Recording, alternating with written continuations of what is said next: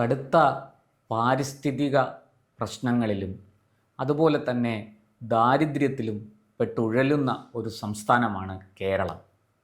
എല്ലാത്തിലും നമ്മൾ നമ്പർ 1 എന്നാണ് പറയപ്പെടുന്നത്. എന്നാൽ ഏതിലൊക്കെയാണ് നമ്മൾ നമ്പർ 1 എന്ന് അന്വേഷിക്കേണ്ടിയിരിക്കുന്നു. ഈ കൊച്ചു കേരളത്തിൽ വലിയ രീതിയിൽ പാരിസ്ഥിതിക ആഘാതങ്ങൾ ഉണ്ടാകുന്നു എന്നുള്ളത് എല്ലാവർക്കും അറിയുന്നതാണ്. നമുക്ക് ഏറ്റവും ഒടുവിൽ വയനാട് ചൂരൽമലയിലുണ്ടായ ദുരന്തം നമുക്ക് അറിയുന്നതാണ്. ഇടുക്കിയിലും സഹ്യപർവ്വതത്തിൻ്റെ മറ്റ് പല മേഖലകളിലും ഈ കിഴക്കൻ മലയോര പ്രദേശങ്ങളിൽ നടന്നു വരുന്ന ഉരുൾപൊട്ടലുകളും ഈ കാലാവസ്ഥാ മാറ്റം കൊണ്ടുണ്ടാകുന്ന, പ്രത്യേകിച്ചും മഴക്കാലത്ത് സംഭവിക്കുന്ന പല അപകടങ്ങളും പ്രകൃതി ദുരന്തങ്ങളും നമുക്കെല്ലാവർക്കും നല്ല ബോധ്യമുള്ളതാണ്. എന്നാലും പരിസ്ഥിതിയെ സംരക്ഷിക്കാൻ വേണ്ടുന്ന ഒന്നും തന്നെ നമ്മൾ ചെയ്യില്ല. ഇതാ 4 വിമാനത്താവളങ്ങളുള്ള കേരളത്തിൽ 5ാമതൊരു വിമാനത്താവളം കൂടി കൊണ്ടുവരാനാണ് സംസ്ഥാന സർക്കാരിൻ്റെ ഉദ്ദേശം. അതായത് കേരളത്തിൽ ഇപ്പോൾ തിരുവനന്തപുരം, നെടുമ്പാശ്ശേരി, കരിപ്പൂര്, കണ്ണൂർ ഇങ്ങനെ 4 വിമാനത്താവളങ്ങളുണ്ട്. ഇനി കേരളത്തിന് തൊട്ടടുത്ത്, അതായത് നമ്മുടെ സംസ്ഥാനത്തിന് പുറത്ത് വളരെ അടുത്ത് മംഗലാപുരത്ത്, വടക്കൻ പ്രദേശത്ത്, കാസർഗോഡിന് തൊട്ടപ്പുറത്ത് മംഗലാപുരത്ത് ഒരു വിമാനത്താവളമുണ്ട്. അതുപോലെ തമിഴ്നാട്ടിലാണെങ്കിൽ കോയമ്പത്തൂർ ഒരു വിമാനത്താവളമുണ്ട്, മധുരയിലും ഒരു വിമാനത്താവളമുണ്ട്. ഇത്രയൊക്കെ വിമാനത്താവളങ്ങൾ നമ്മുടെ ഈ കൊച്ചു സംസ്ഥാനത്തിനുള്ളിലും പുറത്തുമായിട്ട് ഏതാണ്ട് 6-7 വിമാനത്താവളങ്ങൾ നമുക്കുണ്ട്. ഇതിൽ കേരളത്തിന് ഉള്ളിലുള്ള 4 രാജ്യാന്തര വിമാനത്താവളങ്ങളാണ്. എന്നുവെച്ചാൽ കൂറ്റൻ വിമാനങ്ങൾ വന്ന് ഇറങ്ങാനും പറന്ന് ഉയരാനും കഴിയുന്ന, അതിനുള്ള സൗകര്യങ്ങളുള്ള വിമാനത്താവളങ്ങളാണ്, ചെറിയ വിമാനത്താവളങ്ങൾ അല്ല. ഈ വിമാനത്താവളങ്ങളൊക്കെ നിലനിൽക്കുമ്പോഴാണ് കേരളത്തിൽ ഇപ്പോഴിതാ മറ്റൊരു വിമാനത്താവളം കൂടി ഈ എറണാകുളത്തിനും, അതായത് നെടുമ്പാശ്ശേരിക്കും തിരുവനന്തപുരത്തിനും ഇടയിൽ ഒരു വിമാനത്താവളം വേണം എന്ന് പറഞ്ഞ് രംഗത്ത് വന്നിരിക്കുന്നത് നമ്മുടെ സർക്കാരും അഭ്യുദയാകാംക്ഷികളും. ഞാൻ അതിൻ്റെ വിശദാംശങ്ങളിലേക്ക് വരുന്നതിന് മുമ്പ് 1-2 സാങ്കേതിക കാര്യങ്ങൾ പറഞ്ഞുകൊള്ളട്ടെ. 2 വിമാനത്താവളങ്ങൾ തമ്മിലുള്ള അകലം ഏറ്റവും കുറഞ്ഞത് 150 കിലോമീറ്ററെങ്കിലും വേണം എന്നുള്ളതാണ്. നമ്മുടെ തിരുവനന്തപുരവും നെടുമ്പാശ്ശേരിയും തമ്മിൽ ഏതാണ്ട് 225 കിലോമീറ്ററുകളുടെ അകലമുണ്ട്. ഇത് രണ്ടിനും ഇടയ്ക്ക് ഒരു വിമാനത്താവളത്തിൻ്റെ ആവശ്യമുണ്ടോ? സിവിൽ ഏവിയേഷൻ വകുപ്പിൻ്റെ നിയമങ്ങളനുസരിച്ച് ഈ പറഞ്ഞതുപോലെ 150 കിലോമീറ്റർ എങ്കിലും 2 വിമാനത്താവളങ്ങൾ തമ്മിൽ അകലമുണ്ടാകണം എന്നാണ്. ഈ പറഞ്ഞതുപോലെ നെടുമ്പാശ്ശേരിക്കും തിരുവനന്തപുരത്തിനും ഇടയ്ക്ക് ഒരു വിമാനത്താവളം കൊണ്ടുവരാൻ സർക്കാർ ആലോചിക്കുന്നത് എരുമേലിയിലാണ്. പറയുന്നതാകട്ടെ ശബരിമല അയ്യപ്പന്മാർക്ക് സൗകര്യം ഉണ്ടാകാൻ എന്ന ന്യായമാണ്. ഇത് എത്രത്തോളം ശരിയാണ്? ഈ എരുമേലിയിൽ ഒരു വിമാനത്താവളം വരുന്നതോടുകൂടി ശബരിമല വരുന്ന ഭക്തരെല്ലാവരും വിമാനത്തിൽ അവിടെ വന്ന് ഇറങ്ങുമെന്നാണോ സർക്കാർ ഉദ്ദേശിക്കുന്നത്? അല്ലെങ്കിൽ ഈ പദ്ധതിയുടെ പുറകിൽ പ്രവർത്തിക്കുന്നവർ കരുതുന്നത് അങ്ങനെയാണോ? വളരെ ചെറിയ വിഭാഗം തീർത്ഥാടകർക്ക് മാത്രമേ വിമാനത്തിൽ അവിടെ വന്നിറങ്ങാൻ കഴിയുകയുള്ളൂ ഒരു വിമാനത്താവളം അവിടെ ഉണ്ടായാൽ. എന്തിനാണ് ഈ എരുമേലിയിൽ ഒരു വിമാനത്താവളം എന്ന ചോദ്യം? ശബരിമല ഭക്തരുടെ പേര് പറയുന്നത് ഒരു മറയാണ്. നേരത്തെ നമുക്കറിയാം ആറന്മുളയിൽ സമാനമായ രീതിയിൽ ശബരിമല ഭക്തരുടെ പേര് പറഞ്ഞ് ഒരു വിമാനത്താവളം ഉണ്ടാക്കാൻ ശ്രമിച്ചു. അത് വലിയ പ്രതിഷേധവും പ്രക്ഷോഭവുമൊക്കെ നടന്നതിനെ തുടർന്ന് സർക്കാർ അതിൽ നിന്ന് പിന്നാക്കം പോയി. കോൺഗ്രസ് ഭരിച്ചിരുന്ന കാലത്താണ്, UDFൻ്റെ ഭരണകാലത്താണ് ആറന്മുളയിൽ വിമാനത്താവളം എന്ന ആ ഒരു സ്വപ്ന പദ്ധതി ആരംഭിച്ചത്. വലിയ തോതിൽ അവിടെ ഭൂമിയൊക്കെ വാങ്ങിക്കൂട്ടി, ഒരു ട്രസ്റ്റൊക്കെ ഉണ്ടാക്കി ചിലർ ഭൂമിയൊക്കെ വാങ്ങിക്കൂട്ടി അവിടെ മുന്നോട്ട് പോയി. പക്ഷേ കാര്യങ്ങൾ അവർ വിചാരിച്ചതുപോലെ നടന്നില്ല. പരിസ്ഥിതി സ്നേഹികളും മറ്റ് പല വിവിധ സംഘടനകളും സമരവുമായി രംഗത്തിറങ്ങി. അവസാനം സർക്കാരിന് മുട്ടുമടക്കേണ്ടി വന്നു. പിന്നാലെ വന്ന കോൺഗ്രസ് UDF സർക്കാരിന് പിന്നാലെ വന്ന LDF സർക്കാർ പതുക്കെ ആ പദ്ധതിയിൽ നിന്ന് പിന്നാക്കം പോയി. പിന്നീട് 2014 ശേഷം കേന്ദ്രത്തിൽ അധികാരത്തിൽ വന്ന മോദി സർക്കാർ ആ പദ്ധതിക്ക് പൂർണ്ണമായും ചരമക്കുറിപ്പ് എഴുതി ആ ഫയൽ മടക്കി. ഇപ്പോഴിതാ എരുമേലിയിൽ വിമാനത്താവളം എന്ന ഒരു സ്വപ്നവുമായിട്ട് ഇടത് സർക്കാർ തന്നെ മുന്നോട്ട് വന്നിരിക്കുകയാണ്. ആ ചെറുവള്ളി എസ്റ്റേറ്റ്, അതായത് എരുമേലി സൗത്ത്, മണിമല, രണ്ട് വില്ലേജുകളിലായിട്ട് വ്യാപിച്ചു കിടക്കുന്ന 2263 ഏക്കർ ഭൂമി ചെറുവള്ളി എസ്റ്റേറ്റ് എന്നാണ് അത് അറിയപ്പെടുന്നത്. ആ എസ്റ്റേറ്റ് ഏറ്റെടുത്തുകൊണ്ട് ആ ഭൂമിയിൽ വിമാനത്താവളം നിർമ്മിക്കാനാണ് സർക്കാർ ഉദ്ദേശിക്കുന്നത്. ഇത് സംബന്ധിച്ച് പല നിയമ പോരാട്ടങ്ങൾക്ക് വേദിയായിട്ടുണ്ട്. ഈ എസ്റ്റേറ്റ് 2005 ഹാരിസൺ മലയാളം എന്ന് പറയുന്ന കമ്പനി അയന ചാരിറ്റബിൾ ട്രസ്റ്റിന് വിറ്റതാണ് എന്നാണ് നമ്മളൊക്കെ അറിയുന്നത്.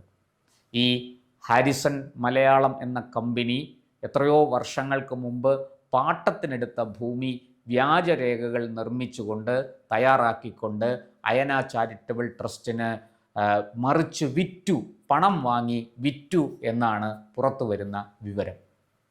സർക്കാർ ഇതുമായി ബന്ധപ്പെട്ട് നിരവധി കേസുകൾ പല കോടതികളിലായിട്ട് നടത്തി. ഒടുവിൽ ഇപ്പോൾ പാലായിലെ സബ് കോടതിയിൽ നിന്ന് ഒരു വിധി ഉണ്ടായിരിക്കുന്നു. ഇത് സർക്കാർ ഭൂമിയാണെന്നും സർക്കാർ പുറമ്പോക്കാണെന്നും ഇത് ഹാരിസൺസ് മലയാളത്തിന് പാട്ടത്തിന് കൊടുത്തതാണെന്നും ഒക്കെയാണ് സർക്കാർ വാദിച്ചത്. പക്ഷേ ആ വാദങ്ങളെല്ലാം ഖണ്ഡിക്കുന്ന ഒരു വിധിയാണ് പാലാ സബ് കോടതിയിൽ നിന്ന് ഉണ്ടായിരിക്കുന്നത്. ഈ ഭൂമി അയന ചാരിറ്റബിൾ ട്രസ്റ്റിൻ്റേതാണ് എന്ന് അവർ വിധിച്ചിരിക്കുന്നു, കോടതി വിധിച്ചിരിക്കുന്നു. ഈ സാഹചര്യത്തിൽ ഇനി ആ ഭൂമി വിചാരിച്ചതുപോലെ സർക്കാരിന് ഏറ്റെടുക്കാൻ കഴിയില്ല, മറിച്ച് പണം കൊടുത്ത് വാങ്ങാനേ കഴിയുകയുള്ളൂ. അതിൻ്റെ പുറകിലൊക്കെ വലിയ ദുരൂഹതകളുണ്ട്. സർക്കാർ അറിഞ്ഞുകൊണ്ട് ഈ കേസ് തോറ്റുകൊടുത്തതാണോ എന്ന ചോദ്യം പോലും ഇവിടെ ഉയരുന്നുണ്ട്. ഞാൻ അതിൻ്റെ വിശദാംശങ്ങളിലേക്കോ നിയമപ്രശ്നങ്ങളിലേക്കോ സാങ്കേതികത്വത്തിലേക്കോ ഒന്നും ഇപ്പോൾ കടക്കുന്നില്ല. അതൊക്കെ വരും ദിവസങ്ങളിൽ വലിയ ചർച്ചയായി മാറും എന്ന് നമുക്കറിയാം. ഈ ഹാരിസൺ മലയാളം എന്ന കമ്പനിയുമായി ബന്ധപ്പെട്ട് നിരവധി നിയമപ്രശ്നങ്ങളുണ്ട്, നിയമ പോരാട്ടങ്ങൾ. അവരുടെ എസ്റ്റേറ്റുമായി ബന്ധപ്പെട്ട അല്ലെങ്കിൽ അവരുടെ ഭൂമിയുമായി ബന്ധപ്പെട്ട നിരവധി നിയമപ്രശ്നങ്ങൾ നിലനിൽക്കുന്നുണ്ട്. നേരത്തെ നമുക്കറിയാം ടാറ്റയുമായി ബന്ധപ്പെട്ടും ഇതുപോലെ മൂന്നാറിലടക്കം വലിയ രീതിയിൽ ഭൂമി കയ്യേറിയതായി ആക്ഷേപവും ആരോപണവും ഉയർന്നിരുന്നു.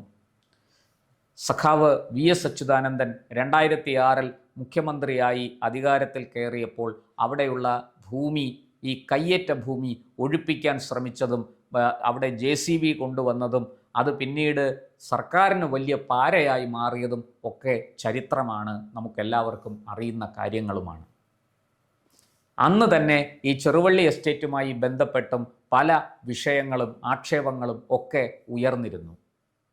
ചെറുവള്ളി എസ്റ്റേറ്റ് ഹാരിസൺ മലയാളത്തിൻ്റെ കയ്യിൽ നിന്ന് അയന ചാരിറ്റബിൾ ട്രസ്റ്റ് പണം കൊടുത്ത് വാങ്ങുമ്പോൾ അന്ന് തന്നെ ഈ ഡിസ്പ്യൂട്ടുകളെല്ലാം, ഈ തർക്കങ്ങളെല്ലാം ഉയർന്നതാണ്. പക്ഷേ അവർ ലാൻഡ് ഡീഡുമായിട്ട്, ഈ ഭൂമി വിൽപ്പന കരാറുമായിട്ട് മുന്നോട്ട് പോയി. ആ ഭൂമി വിറ്റ്, അതായത് അയന ചാരിറ്റബിൾ ട്രസ്റ്റ് പണം കൊടുത്ത് ഹാരിസൺസ് മലയാളത്തിൻ്റെ കയ്യിൽ നിന്ന് ആ ഭൂമി വാങ്ങി എന്നുള്ളതാണ് ഏറ്റവും ഒടുവിൽ നമുക്ക് ലഭിച്ച വിവരം. ഇപ്പോഴിതാ പാലാ സബ് കോടതിയും വിധിച്ചിരിക്കുന്നു ആ ഭൂമിയുടെ ഉടമസ്ഥാവകാശം അയന ചാരിറ്റബിൾ ട്രസ്റ്റിനാണ് എന്നുള്ളത്. നേരത്തെ ഇത് പുറമ്പോക്കാണെന്ന് പറഞ്ഞ് ഹൈക്കോടതിയിലും സുപ്രീം കോടതിയിലും വരെ സംസ്ഥാന സർക്കാർ പോയി തോറ്റു. ഞാൻ നേരത്തെ പറഞ്ഞല്ലോ, സർക്കാർ തോറ്റതാണോ തോറ്റു കൊടുത്തതാണോ എന്ന ചോദ്യം ഇവിടെ ശക്തമായിട്ട് ഉയർന്നിരുന്നു. പലപ്പോഴും ഇത് സംബന്ധിച്ചുള്ള തർക്കങ്ങളും ഈ നിയമ പ്രശ്നങ്ങളും ഈ കോടതി വ്യവഹാരങ്ങളും ഒക്കെ നമുക്ക് കാണുമ്പോൾ, അതിനെക്കുറിച്ച് അറിയുമ്പോൾ തോന്നുന്നത് സർക്കാർ എന്തോ ഇതിൽ തോൽക്കാൻ ആഗ്രഹിക്കുന്നു എന്നുള്ളതാണ് നമുക്ക് തോന്നിയിട്ടുള്ളത്. അരിയാഹാരം കഴിക്കുന്ന ആർക്കും ഈ കേസിൻ്റെ കോടതി വ്യവഹാരങ്ങളുടെ നടപടിക്രമങ്ങൾ കാണുമ്പോൾ, അത് വിലയിരുത്തുമ്പോൾ അങ്ങനെയാണ് തോന്നുന്നത്. ഇവിടെ ഇപ്പോൾ ഈ പറഞ്ഞതുപോലെ ഉടമസ്ഥാവകാശം നഷ്ടപ്പെട്ട ഭൂമിയിൽ സർക്കാർ എങ്ങനെ ഈ ഒരു സ്വപ്ന പദ്ധതി കൊണ്ടുവരും എന്ന് മാത്രമല്ല, ഈ പറഞ്ഞതുപോലെ അതിന് പാരിസ്ഥിതിക അനുമതി കിട്ടുമോ? ആ ചോദ്യം ഇവിടെ വളരെ ശക്തമായിട്ട് ഉയരുന്നുണ്ട്. അതുമാത്രമല്ല, ഈ നേരത്തെ ഇത് സംബന്ധിച്ച് സാമൂഹിക ആഘാത പഠനവും അതുപോലെ തന്നെ ഈ പദ്ധതിയുമായി ബന്ധപ്പെട്ട സ്ഥലമെടുപ്പും ഇത് രണ്ടും കേരള ഹൈക്കോടതി റദ്ദാക്കിയിരുന്നു. കൂനിന്മേൽ കുരു എന്ന് പറഞ്ഞതുപോലെയാണ് ഇപ്പോൾ പാലാ സബ് കോടതിയുടെ വിധിയും വന്നിരിക്കുന്നത്. ഇനി അറിയേണ്ടത് കേന്ദ്ര സർക്കാർ ഇതിന് പാരിസ്ഥിതിക അനുമതി കൊടുക്കുമോ? കൊടുക്കാനുള്ള സാധ്യത വളരെ വളരെ കുറവാണ്. കാരണം സഹ്യപർവ്വതത്തിൻ്റെ ഒരു ഭാഗമാണ് ഇടിച്ച് നിരത്തി അവിടെ നിരപ്പാക്കി, ഭൂമി നിരപ്പാക്കി വിമാനത്താവളത്തിനുള്ള റൺവേയും മറ്റും തയ്യാറാക്കേണ്ടത്. ഇത് എത്ര കണ്ട് സാധിക്കും എന്ന ചോദ്യത്തിന് വിദഗ്ധരാരും, ഈ രംഗത്ത് പ്രവർത്തിക്കുന്ന എഞ്ചിനീയറിംഗ് വിദഗ്ധരാരും തന്നെ ഉത്തരം നൽകുന്നില്ല.